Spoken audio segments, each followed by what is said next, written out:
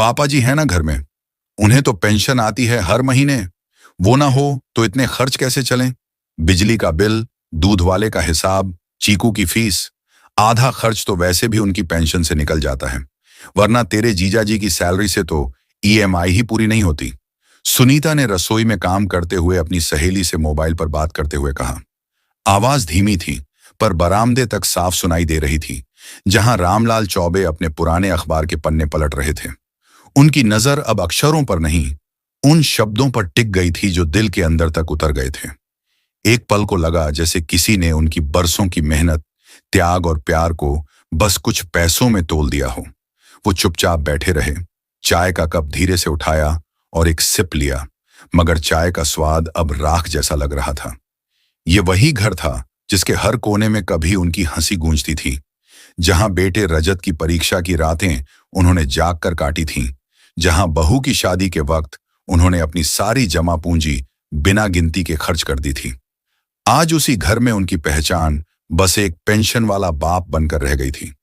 सुबह के 4 बजे वो अब भी तुलसी को पानी देते थे, अपनी चाय खुद बनाते थे और उसी टूटी कुर्सी पर बैठते थे, जहां अब बैठना भी किसी एहसान की तरह लगता था। पहले यही सुनीता प्यार से कहती थी, पापा जी गरम गरम चाय लीजिए, और अब वही कहती, पापा जी आप रहने दीजिए, देर हो जाएगी ऑफिस के लिए। रजत, जो कभी उनसे हर बात साझा करता था, अब ऑफिस से लौटते ही कानों में ब्लूटूथ लगाकर कह देता, पापा अभी बिजी हूं, बाद में बात करते हैं।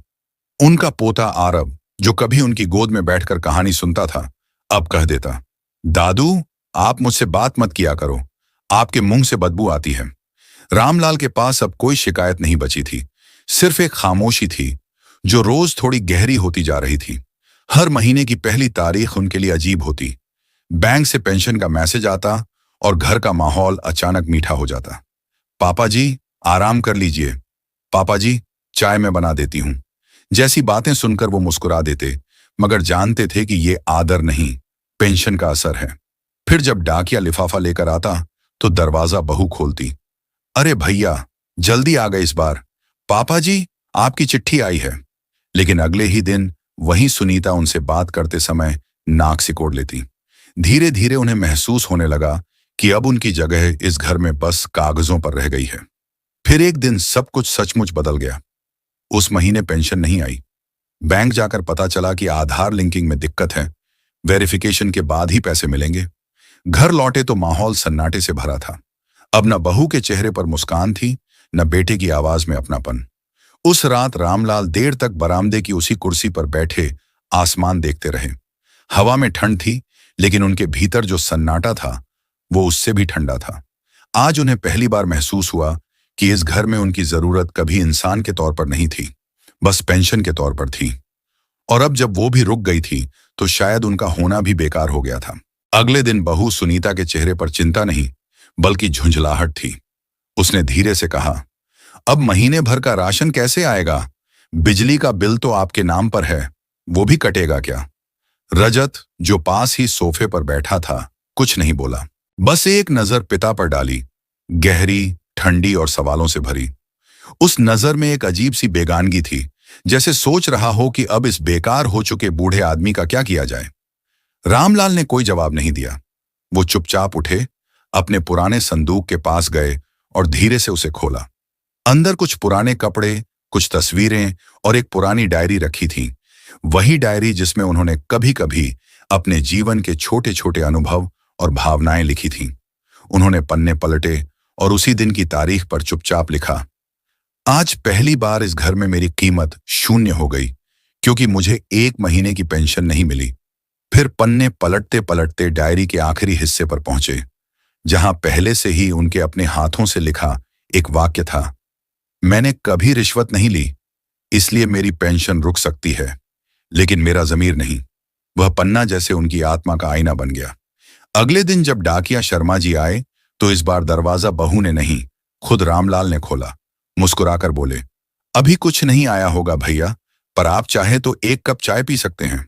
डाकिया मुस्कुराया, अब भी वैसी ही चाय बनती है जैसी 30 साल पहले बनती थी। दोनों बरामदे में बैठ गए, 2 पुराने दोस्तों की तरह, बिना किसी औपचारिकता के। अंदर सुनीता ने रसोई की खिड़की धीरे से बंद कर दी ताकि आवाजें अंदर न जाएं। पर कुछ आवाजें ऐसी होती हैं जो दीवारों से भी नहीं टकराती, वो सीधे दिल तक पहुंचती हैं। उसी दोपहर जब पोता आरव स्कूल से लौटा तो उसके बैग में फीस फॉर्म था। 8,500 रुपये जमा करने का नोटिस। सुनीता ने वो फॉर्म रामलाल की ओर बढ़ाया और बोली, आप ही देख लीजिए पापा जी, इस बार आप ही संभाल लीजिए, रजत का बजट बहुत टाइट चल रहा है। रामलाल ने कुछ नहीं कहा, बस जेब टटोली, फिर वही पुराना संदूक खोला। उसमें एक चांदी का सिक्का पड़ा था, वही जो उनकी मां ने उन्हें बचपन में दिया था। उन्होंने उसे उठाया और कहा, यह आरव की पढ़ाई के लिए है। सुनीता ने व्यंग्य से हंसते हुए कहा, इससे क्या होगा पापा जी, स्कूल चांदी नहीं लेता। रामलाल ने हल्की मुस्कान के साथ जवाब दिया, शायद अब इंसान भी नहीं। रात को वो छत पर अकेले बैठे थे। आसमान में चांद था पर उनकी आंखों में नहीं। हवा ठंडी थी मगर उनके चेहरे पर कोई शिकन नहीं थी। वो बस शांत थे, जैसे कोई थका हुआ मुसाफिर जो लंबे सफर के बाद खुद से कह दे कि अब आगे नहीं चलना। अगली सुबह जब सुनीता उठी तो देखा कि दरवाजे पर एक लिफाफा रखा था। उसमें पेंशन का चेक था, साथ में 2,000 रुपये नकद और एक छोटी सी पर्ची। उस पर्ची पर साफ लिखा था, मैं एक बार फिर पेंशन वाला हो गया, लेकिन अब इस घर में मेरी जगह नहीं रही। कुछ दिन अपने पुराने साथी श्रीराम बाबू के पास रहूंगा। वह पर्ची थामे सुनीता कुछ देर तक वहीं खड़ी रही। उसके चेहरे की रंगत एक पल में उड़ गई। उसने जल्दी से इधर उधर देखा, फिर घबराकर दरवाजा बंद किया ताकि मोहल्ले वाले कुछ देख न लें। अंदर आते ही उसने लिफाफा अविनाश के सिरहाने पर फेंकते हुए गुस्से में कहा, देखिए जरा, आपके पापा ने क्या किया है। बिना कुछ बोले चले गए और ये चिट्ठी छोड़ गए हैं। अब मोहल्ले में लोगों को क्या जवाब दूंगी। अविनाश ने उनींदी आंखों से लिफाफा उठाया, धीरे धीरे पर्ची खोली और पढ़ने लगा। हर लाइन के साथ उसका चेहरा बदलता जा रहा था, जैसे भीतर कोई टीस उठ रही हो। होंठ सूखे हुए थे, आंखें कुछ कहना चाहती थीं, पर आवाज गले में अटक गई थी। वो उठा, बाथरूम गया और आईने के सामने खड़ा होकर देर तक खुद को देखता रहा। वही चेहरा जिससे वो हर रोज बिना सोचे समझे शेव करता आया था, आज उसे अजनबी लग रहा था, जैसे पहली बार उसने खुद में किसी और को देखा हो। वो बेटा जो बाप के रहते भी अनजान रहा। नीचे बैठक में चीकू अपने ट्यूशन की कॉपियां खोलकर बैठा था, लेकिन उसकी निगाहें बार बार उस खाली कुर्सी पर टिक जा रही थीं, जहां दादाजी रोज सुबह अखबार लेकर बैठते थे। उसे कुछ समझ नहीं आ रहा था, बस भीतर से बेचैनी थी। उस दिन घर का माहौल कुछ और ही था, खामोश भी, भारी भी। रसोई से बर्तन टकराने की आवाजें भी जैसे रूठी हुई लग रही थीं। दोपहर को मोहल्ले के शर्मा जी मिलने आए। रेणु ने दरवाजा खोला, चेहरा सख्त रखते हुए बोली, पापा जी कुछ दिनों के लिए गांव गए हैं, आप बाद में आना। शर्मा जी मुस्कुराए, अरे गांव कहां, हम तो आजाद चौक में श्रीराम बाबू के घर से ही लौट रहे हैं। वहीं बैठे थे, बड़े खुश मूड में बोले, अब यहीं रहूंगा, बहुत सुकून है यहां।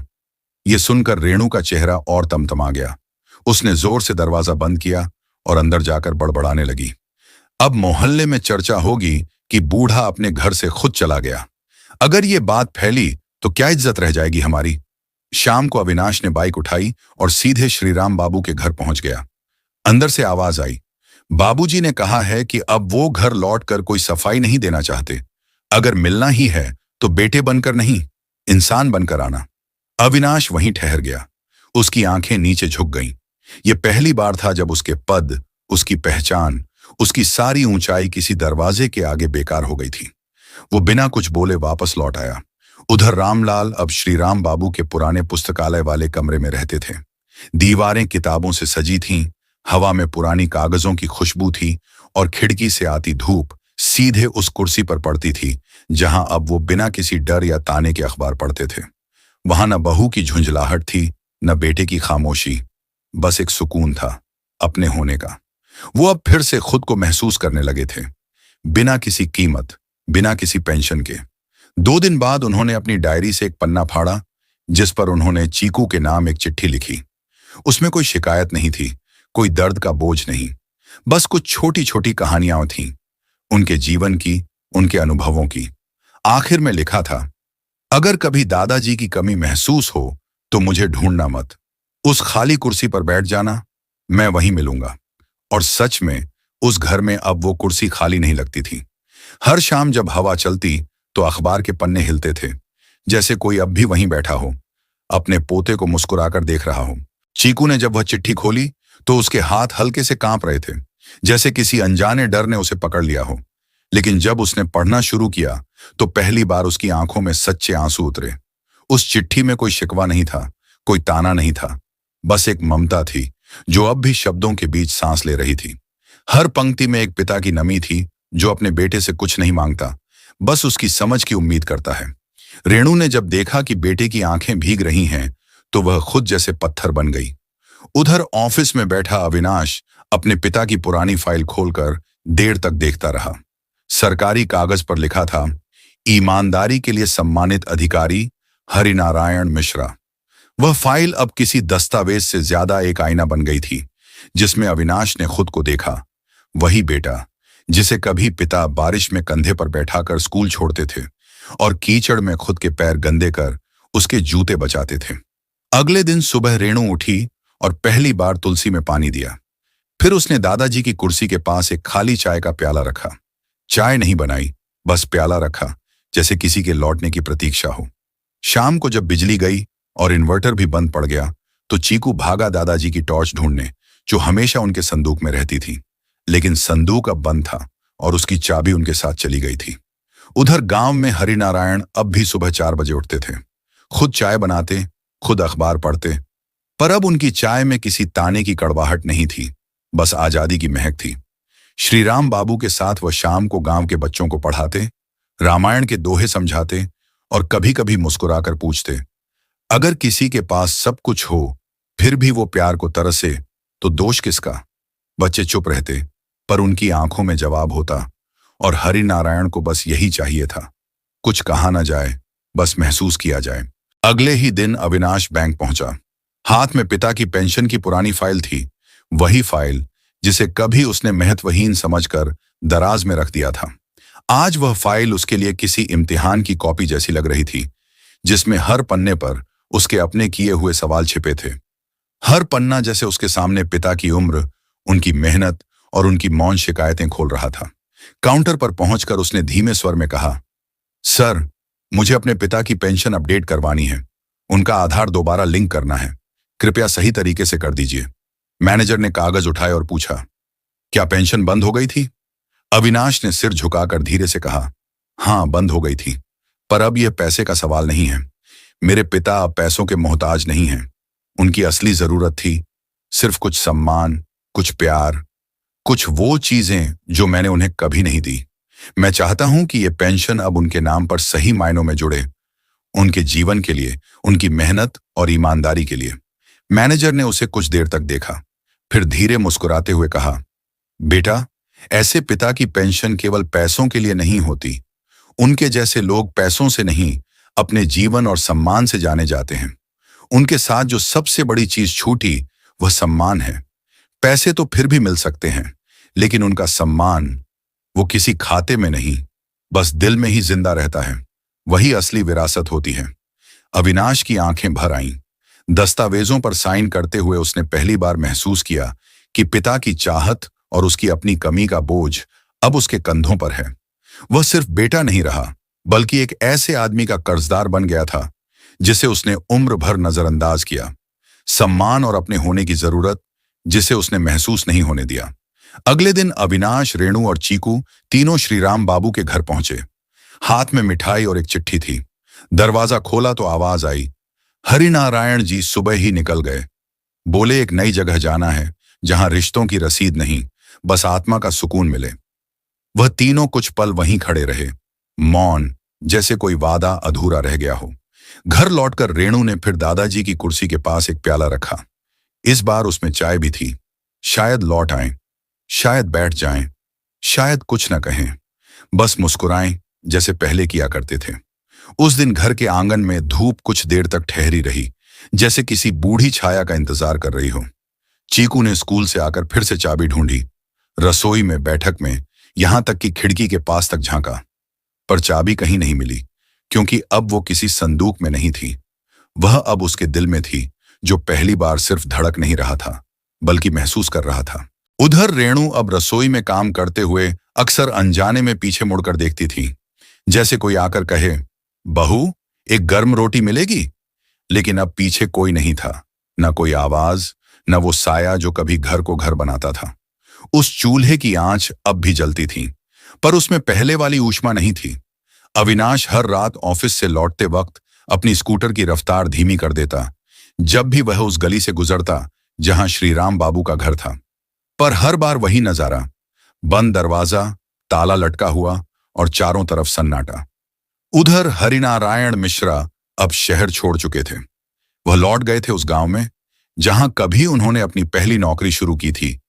वही टूटा फूटा स्कूल, अधपके खेत, कच्ची पगडंडी और कुछ बूढ़े चेहरे जो अब भी उन्हें हरि बाबू कहकर पुकारते थे। उन्होंने वहीं स्कूल के एक कोने में अपना ठिकाना बनाया। एक पुरानी लकड़ी की टेबल, एक खाट और वही पुरानी डायरी जो अब हर दिन खुलती थी। वह रोज उसमें कुछ लिखते और फिर बच्चों को पढ़ाते हुए एक कागज फाड़कर किसी न किसी बच्चे को दे देते। उस कागज पर लिखा होता, तुम्हारा लिखा शब्द तुम्हारी सबसे बड़ी ताकत है। दुनिया भले तुम्हें भूल जाए, लेकिन तुम्हारा सच किसी न किसी किताब में दर्ज हो जाएगा।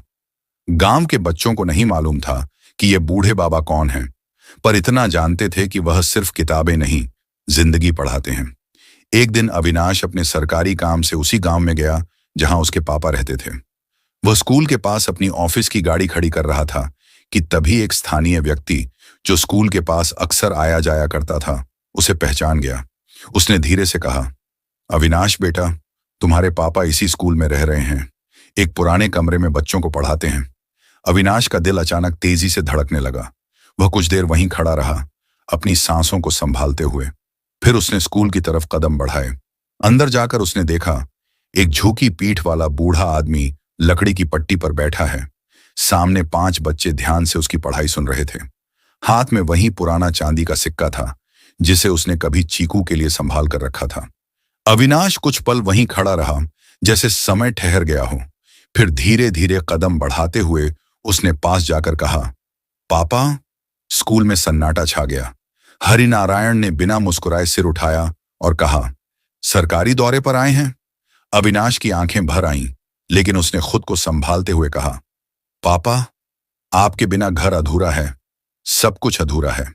हरिनारायण उठे, धीरे से उसकी ओर आए और बोले, घर वो नहीं होता जहां तुम्हें कुर्सी मिले, घर वो होता है जहां तुम्हारा मौन भी समझा जाए।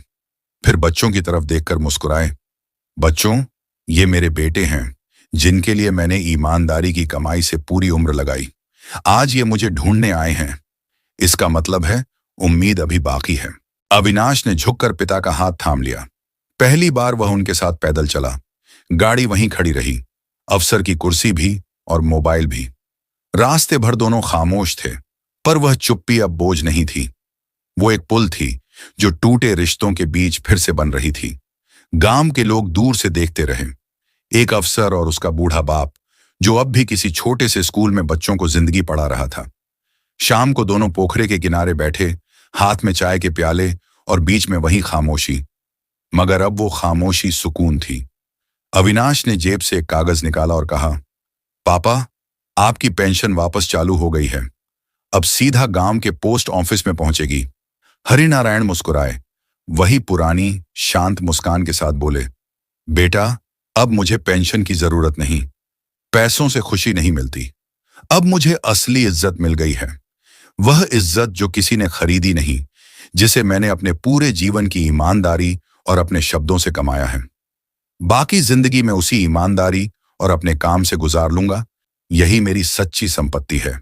फिर उन्होंने जेब से वही चांदी का सिक्का निकाला, एक चिट्ठी में रखा और लिफाफे पर लिखा, चीकू के नाम। जब चीकू ने वो चिट्ठी खोली तो उसमें लिखा था, चीकू, जब तुम्हारे पास पैसों की ताकत होगी तो बूढ़ों की कद्र करना मत भूलना, और जब तुम्हारे पास रिश्तों की ताकत होगी तो उनके अनुभव और प्यार को हमेशा समझना। उनके बिना जीवन अधूरा है। उनका सम्मान करना सीखो, यही सबसे बड़ी दौलत है। चिट्ठी पढ़कर उसकी आंखों में आंसू भर आए। उसने पहली बार वह सिक्का अपने स्कूल बैग में नहीं, अपनी जेब में रखा, और हर सुबह वह उस खाली कुर्सी पर कुछ मिनट बैठ जाता, जहां अब कोई नहीं था, लेकिन जहां अब भी एक एहसास था, जैसे वो सांसें अब भी वही हैं जो कभी पूरे घर को जिंदा रखती थीं। तो दोस्तों, ये थी आज की कहानी। कहानी अच्छी लगी हो तो इसे लाइक कीजिए, चैनल को सब्सक्राइब कीजिए। साथ ही यह भी बताइए कि आप यह कहानी आपके भारत के किस शहर से सुन रहे हैं। धन्यवाद।